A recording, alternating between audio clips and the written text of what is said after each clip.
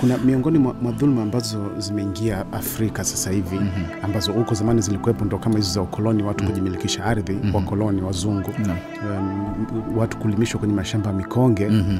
Nakumbuka miongoni mwa historia ambazo mababu zetu ambao tumewakuta wako kwenye zama zao za mwisho za uhai wao, walikuwa wakieleza namna walivyokuwa manyapara wanaita.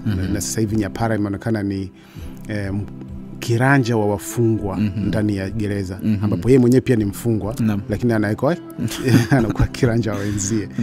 Sasa katika zama za ukoloni wanasema manyapara ni wale ambao walikuwa wanapewa majukumu na mzungu, kwamba wewe ndio utawasimamia wenzako kwenye shamba la mikonge. Miongoni mwa watu kama hawa alikuwemo babu yangu kwa bahati mbaya, Malasaf, ambaye alipelekwa kwenye mashamba ya mikonge Tanga. Ingawaje kuna faida baada ya ukoloni kuondoka, kwamba hao watu ndio walikuja, yani hao wazee wakaja wakawa wako vizuri kiuchumi. Wanasema walipokuwa wakienda wanapelekwa huko, wanaona kabisa ni mashamba ambayo yamechukuliwa kutoka kwa watu. Yani sio kwamba wao walikuja na mikonge wakapanda pale, hapana. Zilikuwa ni kazi za watu wa pale.